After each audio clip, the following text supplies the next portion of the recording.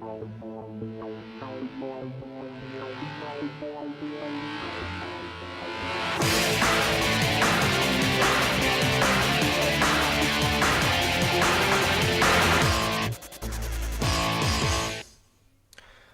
and welcome to BrookesTV. I'm Adam Jovic. Today on the show we'll be discussing the ongoing issues with the parking at the John Radcliffe Hospital. Joining me today to debate this issue is Oxford City Councillor Alex Hollingsworth, and alongside him is student nurse Chris Brenchley. Sorry guys. Before that, let's take a look at the problem that's affecting so many people. Matt Parry reports. Somebody is going to die. These were the words of a man trying to get his wife to the John Radcliffe Hospital.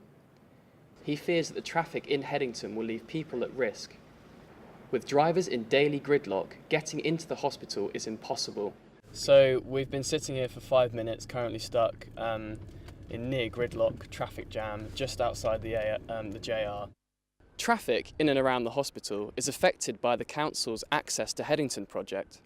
The project is said to improve traffic flow in Headington and make roads safer. But how safe is it for those trying to get into the JR? Patients hate the parking. Regularly have discussions with patients and relatives about the parking situation, just because someone said to me the other day that it was actually the worst parking on a hospital site they've experienced. Lack of spaces, cost of parking and length of traffic jams are just some of the complaints from the public. Issues could be easily resolved if they built a multi-storey car park. The multi-storey car park could go outside West Wing, and they could split the levels up so they have a patient and relative car park and then a staff car park. You're not guaranteed a spot. There's car parking available, but you're not guaranteed that space. Some people will park on the double yellow lines and in motorbike parking and anywhere that they can get an available space. The bosses of Oxfordshire's largest hospital have apologised for these long queues, and the hospital's trust are putting measures in place to fix the problem. But the council believe additional parking spaces will make congestion worse, and so they plan to limit these spaces. Oh, it's terrible, absolutely terrible. You know, there's a lot of people, you know, they've come, whether it be an emergency or whether they're visiting a relative, and it's just deadlock. The staff choose to park in the public spaces and therefore clog them all up. They're driven to do that because there aren't enough parking permits for them, and people have to drive in a long way. In the past I've driven, but because I knew this was going on, I've always normally used the bus. With the council and the hospital not being able to find a solution so far, people are being advised to use public transport wherever possible. This has been Matt Parry reporting for BrookesTV News. Well, we can clearly see the issue there is affecting a lot of people. So my first question to you both is, what is fundamentally causing this? And Alex, if we'll start with you, why has this been going on for so long with such little progress? Well, it's an interesting thing. I was a city councillor for the hospital back in the 1990s, and at that point there was a lot of progress. The hospital's then management were taking action to help shift people from using cars if they didn't need to into using public transport alternatives, into using cycles, and that's petered out over a long time. So there's a failure, and lots of hospitals have had to face this issue all across the country, and many of them have, and the issue is that the local trust have essentially bottled it. They haven't really faced up to the fact that there is a problem on the site. There is a capacity issue in the roads around it. You can't simply put more traffic on those roads. You need to do something on the site, and you need to do something with the way in which the permits are issued. You saw it in the report there. The staff park in the public parking spaces, and that's the problem. That means that the people who are in that queue, who aren't the staff, they're the patients and their visitors, are trying to get into parking spaces that aren't there. So it's really a management issue on the hospital site that's the problem. Chris, do you think action is being taken? There's clearly action being taken. However, it's whether that action's the right actions that are being taken, because whilst hospitals are people-hungry places, so there's all the staff, everyone that's there to maintain it that needs to go, there are still a finite amount of people that are attending that hospital every day, with the exception of wards like A&E and the emergency areas. It's unlikely that you're not going to be able to estimate a reasonable amount. So on certain days when there are clinics going on, you know the amount of patients coming in, so you know approximately the amount of parking that you would need to provide, and as opposed to with the issue of getting into that parking space, then it's surely more of an issue of making that a better route in, rather than just adding alternative ways of getting in. Now, is this an issue that you personally struggle with, or anyone you know, with your daily commute to work? So a lot of the nurses that we work with commute from outside the Oxford area due to the expense of living so close to the hospital, and this obviously affects how like your routine and your day, because you're coming in and you may have to commute and queue for an hour just to get into the hospital, work a 12.5-hour shift, go back and then do the same again for the next 2 days. So it's a large impact on your life. Alex, what are both the council and the NHS doing currently in order to ease the problem for both staff and patients?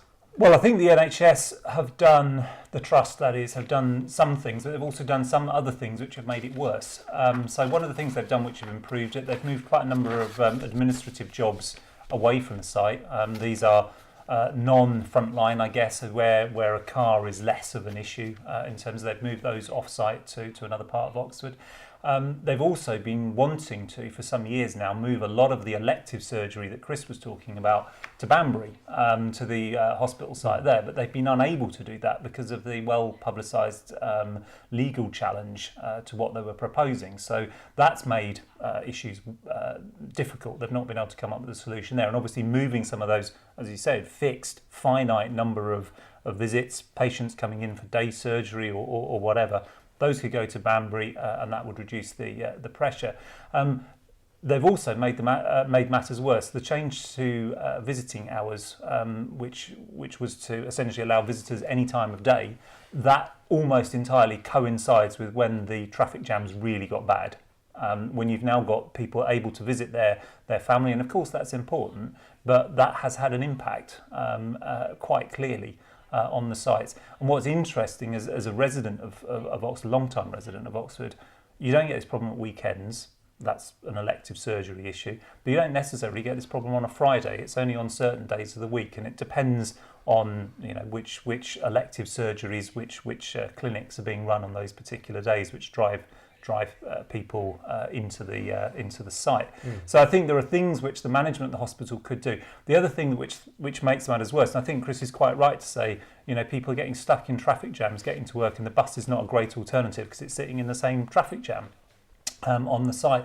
They could easily separate out on the site the bus route from the car route, so that the cars are going to a car park. One of the people on your video said, well, we could have a multi-storey car park there.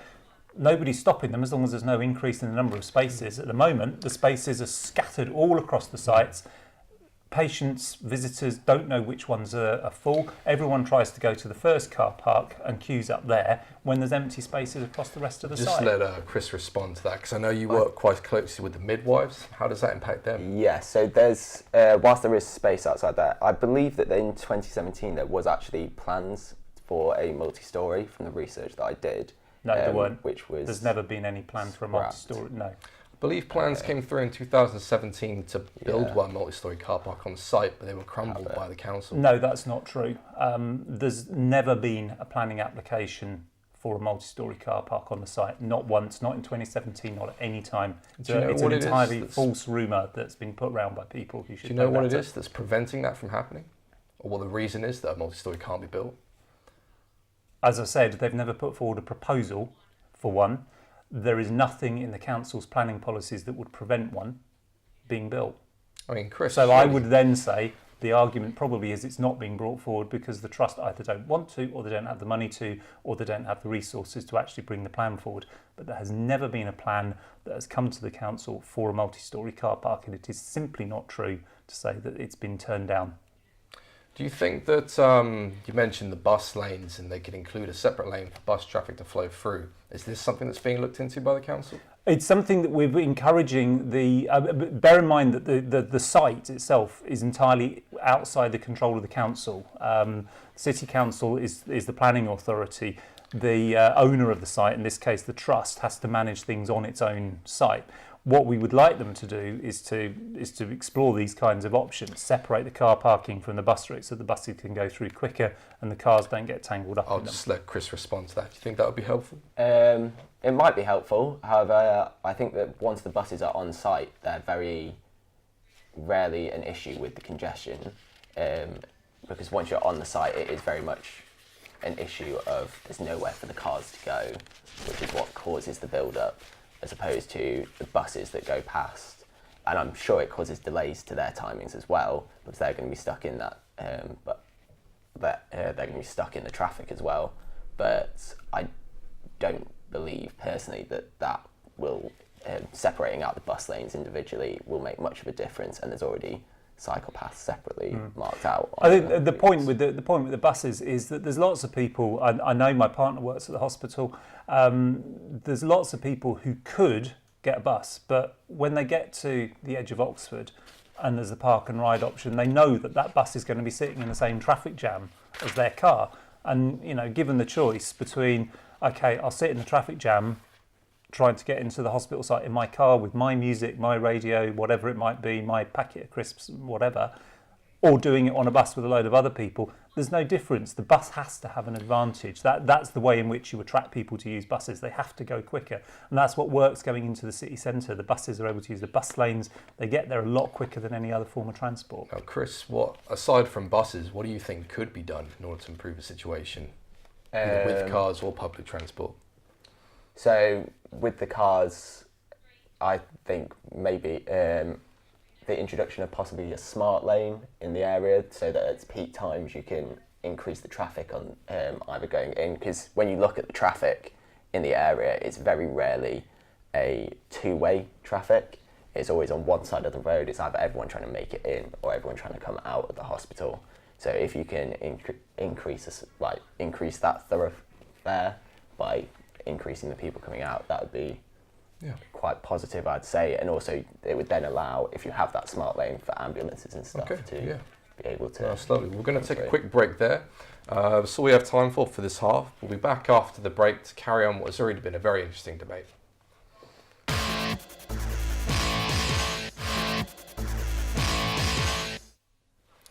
Welcome back to BrookesTV. I'm still here with Oxford City Councillor Alex Hollingsworth and student nurse Chris Brenchley, who are debating the parking issues at the John Radcliffe Hospital. Let's get straight back to it. So Chris, I just wanted to briefly ask you about, as you're part of the industry, how is it currently affecting delays with appointments and seeing patients at the hospital, the issue with congestion? So whilst I've only been in the industry a short while, during my placements and the time that I have spent there, it is quite obvious that parking does cause quite a large issue, especially with specialist appointments, which the OUH has quite a lot of at the JR. So even if it's just walking around the hospital, you can tell that people are late because they're coming up to you asking where they are, like saying that they're late, and how do they get to their appointment. And just generally missed appointments happen quite a lot, or you have people turn up an hour and a half late just because they've been sat about 200 metres away on the road next door, but there's nothing they can do about it. I understand you have a partner who's a maternity nurse, is that right? Yes. How does it affect her that you know of? So they have quite a large issue with getting patients in sometimes. So people, I've heard of people, not from her, but from other people in the industry, that they've been given birth outside in cars rather than actually making it into hospitals, which is quite dangerous due to infection risks, especially in children, because they are one of the most at-risk populations. Now, Alex, how do you respond to that in terms of procedures having to be taken place in the car parks? I don't think there's any actual evidence of that. I'm not aware of many cases of procedures happening in the car parks. There's been a couple of stories in the local press over the last year about people giving birth. That's been on the A34, which is rather a long way from the hospital. I don't think is related to the parking. However, there is absolutely clearly a problem. The issue is how you go about resolving it. There are people who will argue that you need more car parking on the hospital site, but that means having more cars driving into the hospital and more cars driving out of the hospital. And this is at a time where in the last couple of weeks we've had increased evidence, really robust evidence, that more than 65,000 people a year in this country are dying as a result of air pollution, and the primary cause of that air pollution is car traffic. So it seems completely illogical to me that a hospital, a place where people go to be diagnosed, to be cured, to be treated for ill health, and a lot of that ill health is caused by air pollution, that you would set about solving a problem of traffic congestion by increasing it rather than reducing it. So the issue is, what can the hospital trust do, working together with local councils, do to reduce the amount of congestion, so you don't have the delays which cause, you know, the personal anguish and, you know, frankly, the inefficiencies that the hospital is suffering from. Chris to respond real quick. How do you think the issue should be prioritised in terms of pollution, but then also hospital treatment? So in terms of pollution, I don't think you're going to discourage people from necessarily using their own personal vehicles. However, if you look at encouraging other forms of transport to make them more popular, for example, increasing maybe the number of bike locations, especially secure ones, because a lot of the bike locations that are present are just outside and nobody wants to come off a shift and then have to cycle back on a wet bike. Exactly. Looking at electric cars, coming back to the smart lane from earlier, I've seen that in other council areas being opened up to electric cars, so they'll have priority. So it'll encourage them to come. If any new parking, no, not new parking spaces, but if any renovation on the parking spaces are done, putting electric parking spaces in and increasing that access will all encourage people, which I think it would be more likely to solve that kind of problem than dissuading people from taking their personal vehicles, because we are in a population where the mindset is at the moment very much set on using your personal vehicle. I think that I would agree with some of that. You're quite right about the cycling. The cycling provision is poor. It needs to be much better. Cycling parking spaces need to be secure. They need to be dry. There needs to be better facilities for showering, or all the rest of it. I think there is a very strong argument for providing bus lanes to and from the hospital, which link up to the park and ride, so that people can get to and from the park and rides much quicker than they can at the moment. I would disagree with you. It's a very fatalistic attitude, so that people won't get out of their cars. We've got a history in this city of arguing against that right the way back to the early 1970s. We were the first city to have park and rides. We reduced car parking in the centre of the city. We have lower traffic levels in the centre of the city than we had 20 years ago, let alone 30 years ago. But the area around the hospitals has proved more of a challenge. But I think if you simply give up and say that people should be able to just drive wherever they like, that is how you end up with the problems of congestion and air pollution that we have now. And electric cars are not a solution to the congestion element of that. Right. On the subject, I know they are planning on introducing an automated number plate scanning technology. So as cars come through, they can automatically be tracked as to how long they've stayed for. To what degree do you think this is going to actually change the issue or make it any better? I haven't seen the details of it. I can see what they're trying to do, which is try and get people into the car parks quicker and more efficiently. I think that's a small step. I don't think it's going to make a very big difference. I think there are things that could make a much larger difference. I think organising the parking, anyone who's familiar with the site will know there's loads of different little bits of parking scattered all over the place, and you don't know which ones are full and which ones are empty. So I think reorganising the car parking in a rational way would certainly help. Still allow Chris to respond. Do you think this is wise in terms of the funding for improving the car park? Is this the right direction to go in? I believe there's probably alternative solutions that the money could maybe be spent on.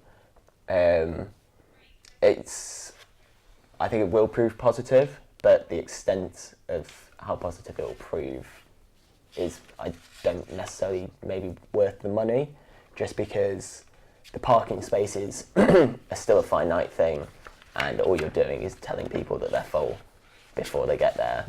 And once they're on the access road on Headley Way, it's already traffic jammed. So yeah, that's right. I think there's ways you could use technology to tell people that there's spaces that are allocated either for them. You can use technology to say, your appointment's at 10 o'clock, there's a space for you here, and reserve that space. That's perfectly possible. That would be a better use. For people, as I said, I think two of the big problems is, one, the opening up of visitors so that there's a whole load more people on site than were previously there. That might be something they need to look at. And the need, which has been put off by the campaign in Banbury, to shift some of the elective procedures up to Banbury. That would be a massive boon. As Chris just mentioned there is technology of an electronic sign that's installed to just tell people when the car park's full. I've had members of the public saying this is a waste of money. How do you respond to this? I don't think it's going to be massively effective, and I think I would agree with Chris, there's better things that the money could be put to.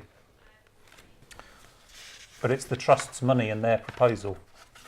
Chris, do you think that there is a solution that isn't being looked into that you know of? Or sort of with the parking charges, where that money is going, is it affecting the hospital and is it improving the situation with parking? I think with the complexity of this situation, it is a case of looking at several different solutions and combining them to make it better. With the work that I've been seeing done, I wouldn't personally think that that's actually improved it at all. Such as adding the cycle lanes in on Headley Way, which has happened quite recently and is still ongoing, I believe. I've not seen many people using bikes up and down that road, especially because when you come to the bottom there's quite a large hill, and the people that are coming into hospital are probably ill, so they're not going to be cycling in to go into hospital if they're not well. It's just not something that's going to happen. As Chris just said there, Alex, the majority of the cases are people who are unwell or seeking treatment that's urgent. Do you think that trying to encourage public transport is a good idea? Well, I think that premise is entirely wrong. The vast majority of people who are entering the hospital site are not the patients. It's staff and visitors. They far outnumber the patients, and quite a number of the patients are not urgently ill. There's obviously people, I think Chris's mention of the midwife service. I mean, clearly that's a priority where time is of an essence. Those people, so people going among those people with there are congestion. Absolutely. If you take out some of the ones who don't need to be there, then the patients can get there quickly. And this is why I think prioritising car parking spaces for patients, so not for visitors and not for staff, that will make life much, much better. That's a way of rationalising the parking spaces. Make sure that the staff who get the parking permits are the staff who need them, the ones who are working in the front line and in the emergency services, not the administrative staff and not the ones who don't need parking permits. And if you look at who are being allocated the parking permits, it's being allocated on the basis of who lives a bit further away, not on who actually needs them for medical purposes. I'm going to allow Chris to respond. Do you think that car parking should be prioritised for staff, or do you think it should be an equal split between visitors, patients and staff? I think that certain staff do require more. Everybody needs to get into work because the hospital is a team. We work as a profession on teamwork. Every person there in the hospital is there to save lives, even if it's from the cleaners up to the doctors. Everybody's there working as a team to make sure that lives are saved. So they need priority getting in. However, if the patients can't get in, then there's nobody to help improve their life and nobody to try and get better. So I think it is a balance. You do need to have patients coming in, and I think you've mentioned family quite a lot and the visitors. A lot of people's recovery is from the family, so you need that emotional support. A lot of nursing and the medical profession is moving towards an entirely holistic, well, it's currently looking at holistic treatment, which encompasses the entire person, inclling their mental health and their family. Wrap it up there, guys. Thank you very much, Chris. Sorry to cut you off, and thank you, Alex, for your points. Appreciate you both. That's all we have time for today. Thank you to our guests, Alex Hollingsworth and Chris Brenchley. Thank you, guys. If you would like to view more of our shows, then catch up on our previous episodes on the Oxford Brookes YouTube channel. And you can email us any questions or stories you think we should cover via BrookesTV at brookes.ac.uk. See you next time. Goodbye.